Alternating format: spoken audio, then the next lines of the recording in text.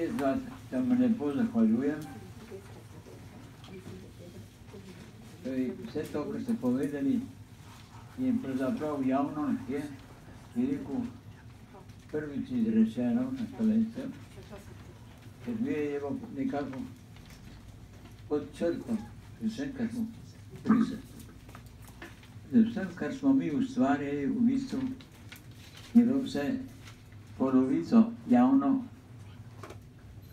ali četrt javno, vse drugo pa je bilo pod črto zmeraj.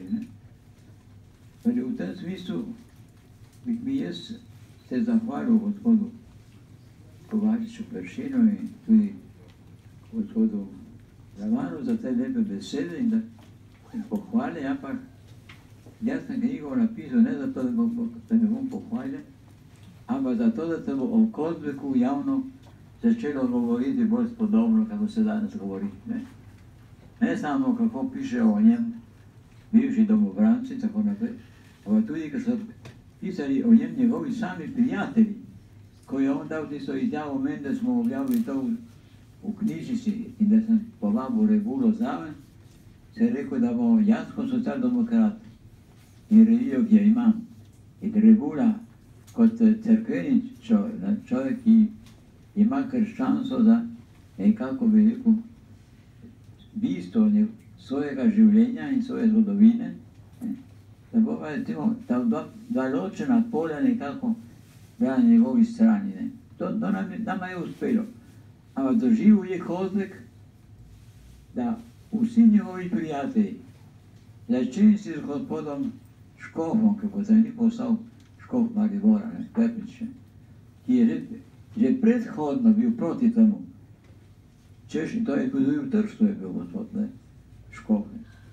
Kaj to počenja Pahor, ko pa zdaj Kozbek je dosegel neki takšen veliko položaj v Sloveniji po 10 letih molka in po 10 letih pravzaprav tabuja kompletnega je, da zdaj on gre v Pariz, da on nekako se premika in nekako živi novo življenje, da bo vse to pokvarjeno zdaj s tem, da bo on dajal to izjavo Pahorju, ki pravzaprav nastopa on zaradi tega, da bo poleg Kozbeka imel tudi on neko veljavo v zgodovini. To se pravi, to je bil absurd, da je on doživel ob objavi tako pomembnega veliko intervjuja, kjer je on razlagal, zakaj je on podpisal Dolomitsko izjavo. In argumentiral, zakaj jo je podpisal.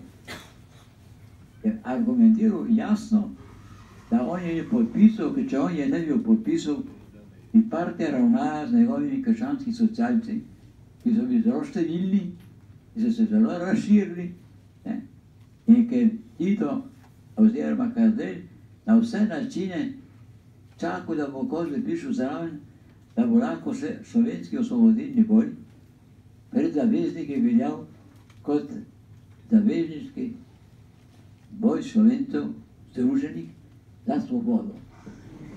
To je, do tega smo prišli, da je ravno po zaslugi, da je Kozbek zraven, zavezniška oblast imela osvobodilni boj na svoji strani.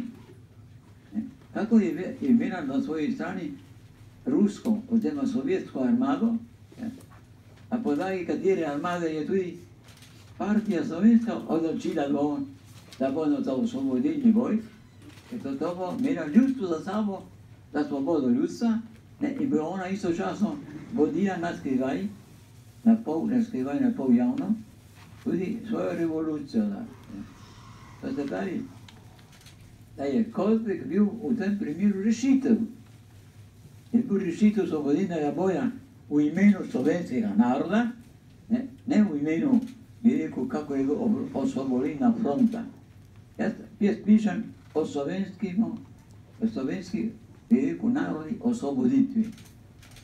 Fronta je dal zraven gospod Kovačič, je dal zraven, ker to je bil za vse jasno izraz, kateri smo nastopali, OF, osvobodilna fronta. V resnici je bil to slovenski osvobodilni boj. To ni bila fronta internacionalna. To je hotel komunizem imeti, ta izraz. vsak način Kozek je rabil danes neko besedo jasnosti v zvezi s svojim nastopom, priznanje, da brez njegovega sodelovanja direktnega skupaj s komunisti ne bi nastala osvobodina, osvobodilno gibanje slovensko, v imenu enotnosti slovenstva. Razen, nažalost, da potem je bilo razklano zaradi ljudi, ki so pa verili bolj papežu, da je Mussolini poslano Božje previdnosti, je rekel, in to je rekel zato, ker je dobil Vatikan, papež, ne? Zato, ker cerkev je bila skregana z italijansko državo od leta 1870, ko so napadli Rim, ne? Papeža vrgli z Rima proč, ne si išče eno drugo postojanko, naredili za Rim, glavno mesto Italije, ne? Takrat je tudi v Trstu nastalo gibanje neodrešenih, ne? Tako češ, risorgimento italijanski ne bo dopoln, dokaj ne bomo dobili Trsta, ne? Kar je bila, sploh je rekel, iskanje neke zgodovine, ki je vsa zrešena. Dobiti Trst in potem preko Trsta iti do srednje Evrope, ne, je bil absurd. Je dokazano, da je bil absurd.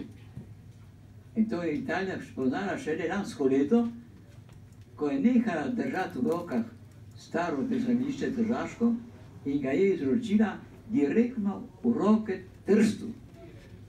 To se pravi, Trst gospodar, danes direktno Trst kontakt, gospodar na starim pisališče, ki je pol kilometra skladišč zaprtih že od konca druge svetovne vojske.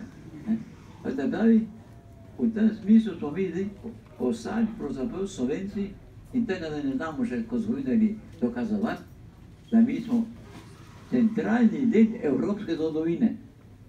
Pri nas se je rodil fašizem. Oziroma tisto, ko so oni rekli, da niso osvobojeni. Pri nas je nastala, nekako bi rekel, kriza med Italijani in Slovenci v Trstu na podlagi teh svojih Italijanih neosvobojenih. Ker oni nas niso hoteli sprejeti, mi nismo marali nobene Italije v Trstu. Mi smo dobro vedeli, kako je Italija nastopala do Beneških Slovencov, kada Benetke niso nehali biti država, ki to Slovence pustili, saj so govorili svoj jezik, svojo administracijo in tako naprej, kot država. Ko to Benetke je leta 1866 postali navadno italijansko mesto, ne, so postali navadni italijanski nacionalisti. Drugi dan je že pisalo o vidmu, questa gente bisogna farla italiana. Te ljudi moramo narediti, da bodo italijani. Mi, če bi sprejeli to idejo o Trstu italijanskem, bi sprejeli vlogo, kako so imeli tam Benečani.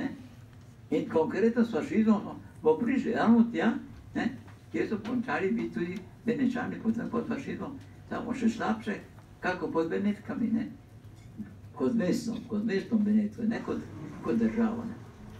Torej, mi smo morali biti na avstrijski strani, nujno, nismo biti za staro Avstrijo, mi smo imeli naše pravice, Korošec in drugi, vsi so skušali nekako, da bi se stvar razvijala, da bi Avstrija razumela, da mora priznati Slovanom to, kar je priznala Madžarom in da bi nastala neka federacija takrat, če bi nastala. Mi še danes živeli za federacija.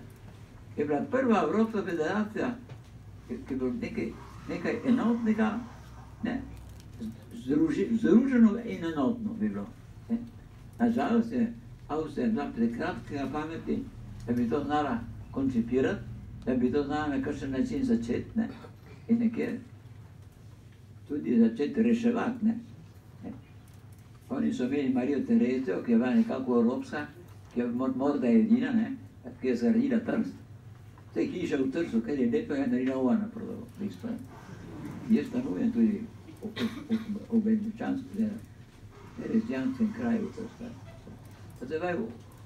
V tem smislu, če se vrnem, zakaj je ta moja knjiga nastala, je nastala zato, ker Kozeka, kot literata in kot vidca, on je bil videc. on je vnaprej videl, da moramo biti del evropske zgodovine. Vnaprej je videl, da to bo težavno, zato ker smo majhni, zato ker nobeni nas ne pozna pravzaprav. Ampak je videl, da če imamo možnost, da so slovenski komunisti, ki so računali na pomoč ljudstva za svobodo, delali so revolucijo in bodo to imenovali osvobodilni boj, oziroma osvobodilna fronta, mora on biti zraven, prvenstveno zato, in to je tudi poudaril, to je obisko izjavo, zato, kada sem jaz stopil, rekel Kozek, sodelovanje s komunizmom, je pristopilo ogromno ljudi z mano. Ne samo tisti, ki so bili pri časniku Dejanje, v grupi krščanskih socialistov, ampak vse tisto, kar je simpatično gledala na to novo krščanstvo Kozekovo. In kad zdaj skuša Bog in papež, skuša zdaj likati, nekaj luknje mašiti, pa mu ne bo uspelo, ker cirkus je tako porasla v višino in svoje bazilike in vse tiste, te mitrike nosijo smešno ti ljudje danes po svetu, kako da je to neka nova, bi rekel, pust, hodijo okoli tebe. Hitro, Jezus je imel sandale, navadne tiste, in sedel z ribiči, z njimi preprosto govoril, tu pa so naredili celo konstrukcijo po zgorih, ki ima nič opraviti z njegovim zahtevanjem preprostosti, ljubezni do bližnjega in neko posebno človeško popularnost. To je bil Jezus v bistvu.